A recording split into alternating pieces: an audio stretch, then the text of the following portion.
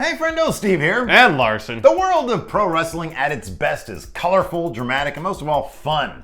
But the world behind pro wrestling is often bizarre and no stranger to controversy. With the recent hoopla over Brock Lesnar's positive drug tests before and at UFC 200, and the non-effect it evidently has on the status with the WWE, we got to thinking, what are the biggest controversies to hit the world of pro wrestling? And since we can't list them all in one list, we figure we drop 4 of them. So be on the lookout tomorrow for the second part of this list.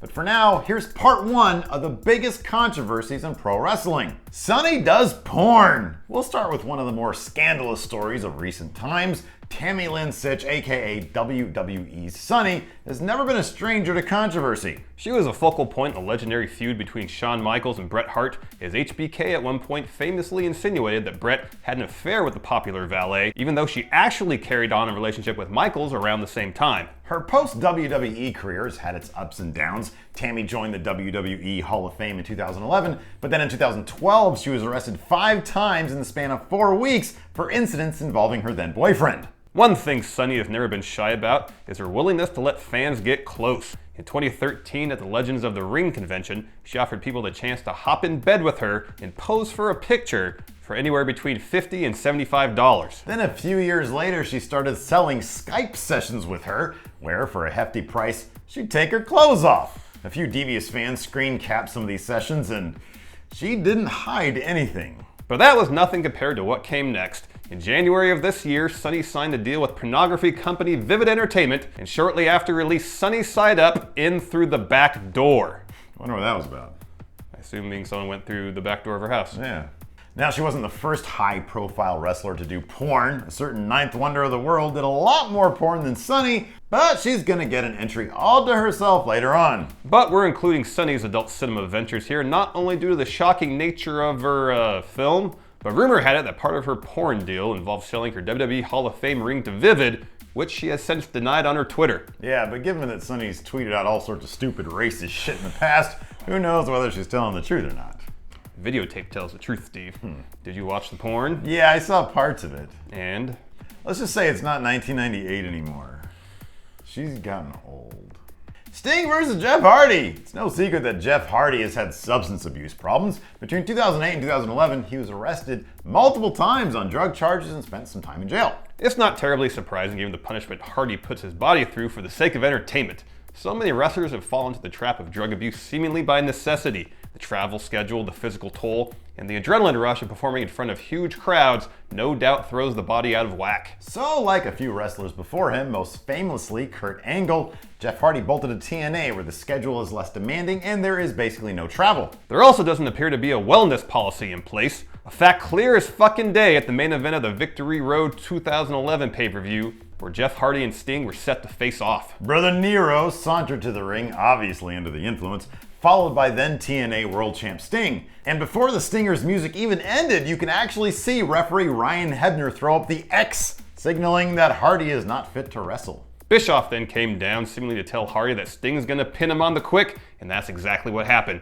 One Scorpion death drop later, Brother Nero's championship hopes that night were deleted. Hardy was sent to rehab right after and came back cleaned up, and this time it seemed to take. Over the past 5 years since that Victory Road low point, he's done some of the most creative work of his career and has expressed a desire to come back to the WWE to retire. Which may not be possible at this point, since he's been deleted by Broken Matt Hardy. He's already had his public deletion, so I'm not sure exactly what he can do. I mean, he was obsolete. What are you gonna do? Yeah, the Hardy name and brand has now been passed on to King Maxiel. Yeah, Maxel, whatever. The PTC versus WWF. All wrestling fans love to reminisce about the Attitude Era, but so much of it really needs to be seen to be believed. They did shit on TV back then no one would get away with now. Yeah, let's just name off a few instances, Steve. Okay. Brian Pillman pulling a gun on Steve Austin. Okay. The Undertaker crucifying Stone Cold, which seems obviously inspired by the Sandman's crucifixion in ECW. Yeah. Triple H marrying Stephanie.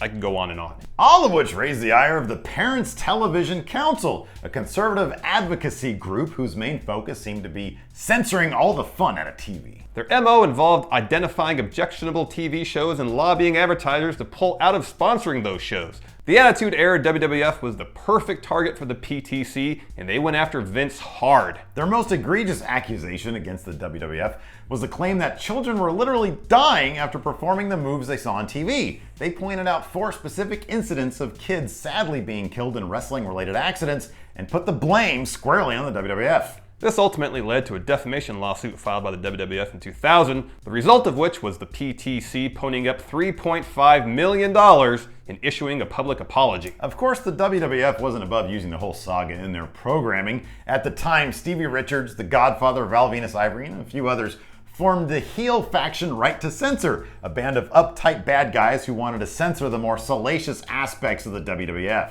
The PTC is still around and even targeted YouTube relatively recently, showing how they stepped up their game doing the one thing they were ever good at, wasting everyone's time. Really quite useless. World Wildlife Fund versus World Wrestling Federation.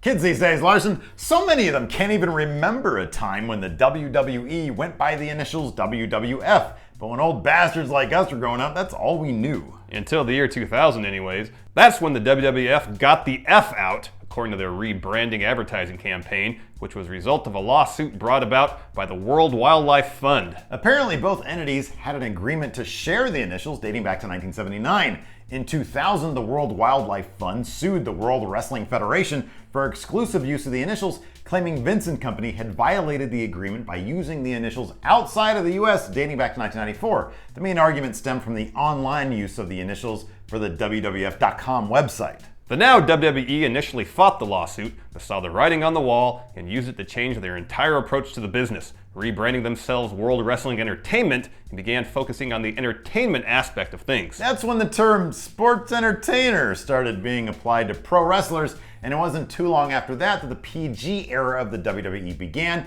in an attempt to appeal to that sweet, sweet merchandise money kids and their families spend on all that John Cena gear. Look, we love animals and we love animal-saving charities, but we are bummed out when this went down, and to this day it still feels weird to say WWE instead of WWF. I still say WWF on occasion. Yeah, me too. Whenever I tell my parents that I'm going to go to a WWE show, I always say WWF, because they're older than me.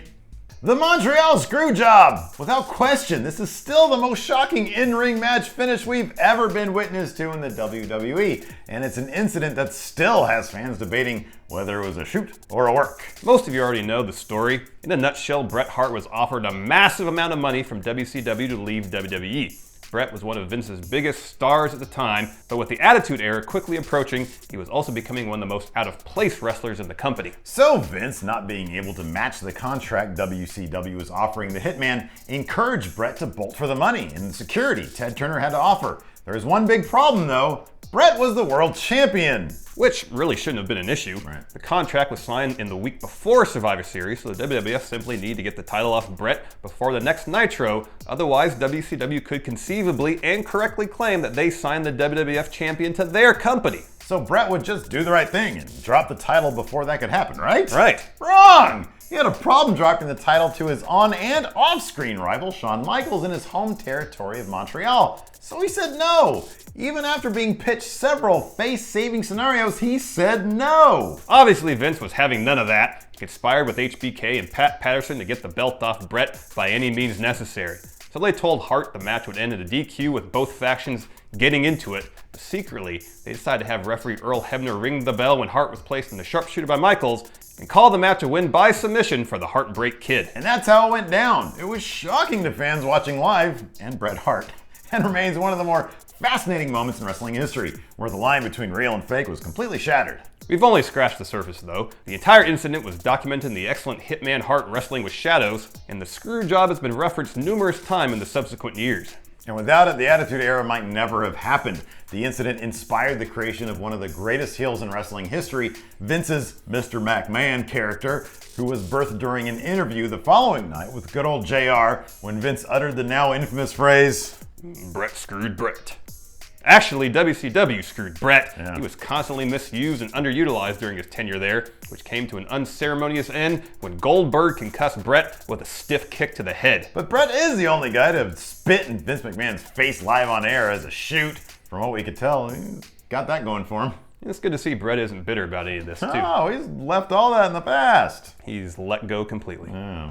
So that's the first part of our biggest wrestling controversy special series, and we have much more to come tomorrow and next weekend, so be sure to keep an eye out for those. Unless, of course, you're watching this 2 weeks or more after its release, in which case, the links to the other videos are in the description, or maybe even next to this video in the recommended section. Yeah, YouTube is a mysterious beast like that, Larson. I think they'd be over there, actually. Over there? I don't know. I don't know how YouTube works. I don't either. What if we're on somebody's phone that is nowhere? We're taking up their entire phone.